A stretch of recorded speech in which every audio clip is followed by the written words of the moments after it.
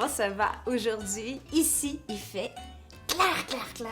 La neige est tombée, on a un tapis de neige dans la cour, c'est super beau, c'est super festif. Et on va faire quoi? On va faire les plus beaux biscuits de Noël, des biscuits vitraux.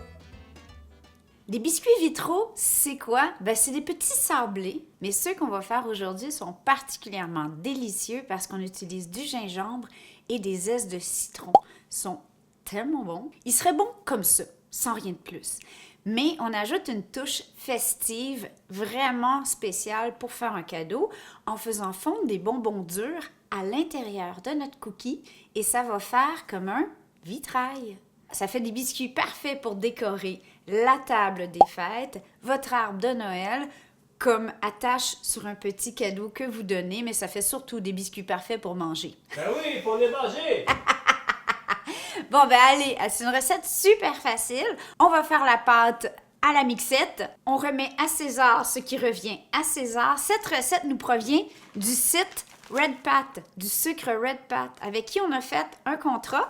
Et on avait choisi de faire ces biscuits-là qui vont être sur mon Instagram probablement la semaine prochaine. Une vidéo courte super jolie. Quand on a testé la recette pour eux, on a fait « wow ». Alors, je vous invite à aller voir plus de recettes pour utiliser la cassonade de Red Pat sur leur site. Et ce qui est super intéressant de Red Pat, c'est que dorénavant, leur cassonade est certifiée culture éthique et en approvisionnement durable. Donc, c'est vraiment intéressant et ça demeure du super bon sucre pour faire tout plein de desserts des fêtes. Pour cette recette, vous allez avoir besoin de farine, tout usage, ou de la T65 ou même T55 pour les cousins, gingembre moulu, du beurre salé, poudre à pâte ou levure chimique pour les cousins, de la cassonade dorée Red Pat, un œuf, une cuillère à table ou l'équivalent d'environ un citron de zeste, une cuillère à thé d'extrait de vanille et vous allez avoir besoin d'environ 50 morceaux ou 200 grammes de bonbons durs de couleurs variées mais pas mélangées. Pour commencer, dans un bol moyen, on va fouetter la farine, le gingembre et la poudre à pâte. Dans un autre bol, on va combiner le beurre et la cassonade qu'on va fouetter pendant environ 1 minute jusqu'à ce qu'on ait crémé notre sucre. On ajoute l'œuf, le zeste de citron, la vanille et on mélange jusqu'à ce que les ingrédients soient combinés. On ajoute les ingrédients secs, on mélange à la cuillère de bois jusqu'à ce qu'on ait une belle pâte. On peut la pétrir quelques instants, ensuite on forme un disque, on peut l'emballer dans une pellicule plastique et on réfrigère pour au moins 1 heure. Ce qui est merveilleux, comme la majorité des pâtes à biscuits, on peut faire la recette à l'avance pour qu'elle se repose et elle soit plus facile à travailler. Vous pourriez faire ça au moins 24 heures avant. Plus longtemps, j'ai pas essayé. J'aurais tendance à la congeler parce que des fois, la pâte au frigo change de couleur et c'est moins joli. Par contre, que vous la congeliez ou que vous la réfrigériez, je vous conseille fortement de la sortir 1 heure avant du frigo pour qu'elle tempère. Sinon, le beurre devient très dur et c'est presque impossible à rouler.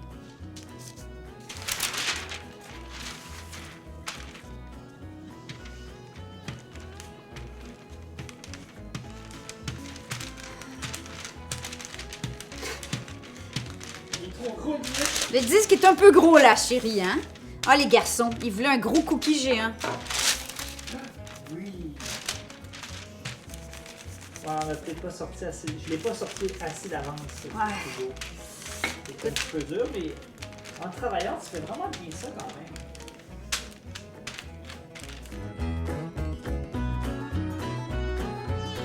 Le truc particulier à noter avec des bonbons vitraux, c'est que ça vous prend des emporte-pièces qui font un dans l'autre. Donc, par exemple, 1 étoile dans un grand emporte-pièce rond, 2 étoiles, une petite, une grande, un carré petit dans un grand carré, un cœur dans un cœur, etc. Vous comprenez? Donc, c'est la partie du centre qui va devenir le vitrail. Donc, c'est important que le biscuit se tienne, qu'il y ait un extérieur et un intérieur pour le vitrail.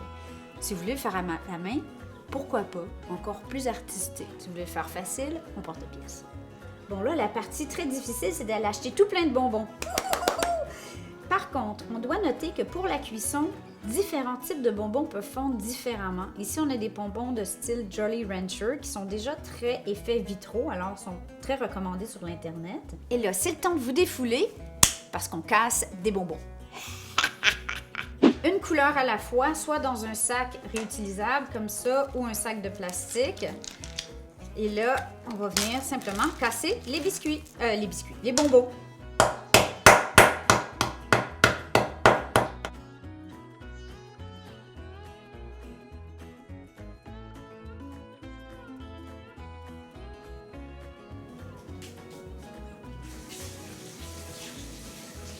Une des raisons que j'ai roulé cette pâte en 2 papiers parchemin, c'est que ça va faire plein de retailles. Et avec les retailles, on fait plus de biscuits. Mais s'il y a beaucoup de farine, la pâte devient de plus en plus sèche et de plus en plus difficile à travailler et elle risque de se briser. On veut pas ça. Alors, êtes-vous prêts? On commence par un cœur parce qu'on vous aime les kikis.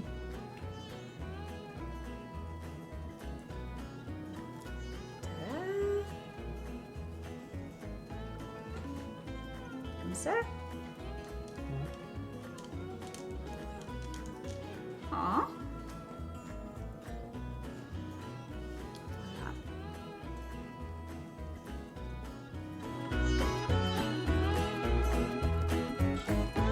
On va les faire cuire 8 minutes. Après 8 minutes, on les sort du four et là, on va venir étendre très délicatement nos bonbons à l'intérieur sans dépasser sur le côté parce que ça va faire des taches sur les biscuits. On verra si je suis douée, sinon ça va être très artisanal, comme d'habitude. Alors voilà, on y va. J'en ai mis sur le biscuit. Non! C'est pas facile là, quand c'est petit de même. Tu penses-tu qu'il va se... Devrait. Il devrait s'étendre. Ouais, moi je pense que ça, c'est neuf. En fondant, ça va se placer de toute façon. Ça va s'étaler, ouais. Ça va s'étaler. Ouais, maintenant, combien de temps au four? Le temps que ça soit fondu et grillé. Environ un autre 8 minutes, mais on surveille à partir de 5. Ça dépend des fours.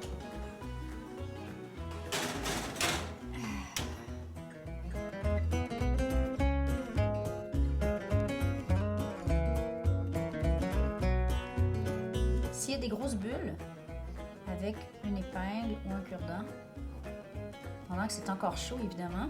Touche pas! Là, je le sais que c'est tentant, là, mais il faut pas y toucher pendant au moins 15-20 minutes, le temps que le sucre, ça peut même prendre une demi-heure. Il faut que le sucre devienne bonbon. Sinon, vous allez tirer sur vos biscuits et le sucre va rester au fond. À la base, cette recette de petits biscuits sablés est sublime. Petit goût de citron, petit coup de vanille. Ils sont parfaits, avec ou sans le vitrail. Allez, soulève. 2, 3. Ah, c'est trop beau! Oh. Ils sont juste assez artisanaux pour que ça paraisse que c'est vous qui les avez faits. OK? Les rouges, les rouges. Rouge. Ah Ici. oui, ils ont. Là, là. OK. Oh.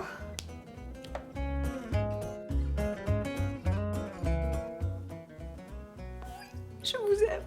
Trop beau, hein? OK. On le mange! On le mange! Ma petite vache à mal aux pattes. Qu'est-ce que je prends? Je pense que je vais prendre lui. Oh, il est trop beau. Ah, c'est dur! C'est dur! J'aime tous. Ce sont tous mes bébés. OK. Bon, ben. Tu prédis un effondrement? OK, qui... En commentaire, vous allez dire qui pense que ça va s'en aller partout, puis qui pense que ça va rentrer tout proprement et que ça va casser. Hein? Hein? Vous me dites ça. Bon, ben...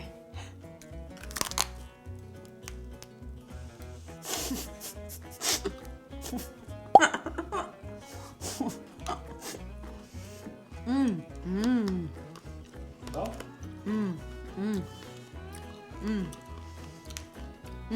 Bon, ça... Bon, alors si vous avez des dentiers, je vous recommande la version sans vitrail. Cela étant dit, c'est super bon. Ça, c'est des bonbons au melon d'eau. Et donc, félicitations à Chérie et tous ceux qui ont été dans du clan que la petite bête allait faire un déca parce que c'est le cas. Ça a cassé partout. Bon, ben sur ce, on vous aime. Passez une belle semaine. J'espère que vous allez faire ces cookies, ces biscuits vitraux avec les enfants ou entre adultes. C'est correct aussi. Ciao, ciao! On vous aime!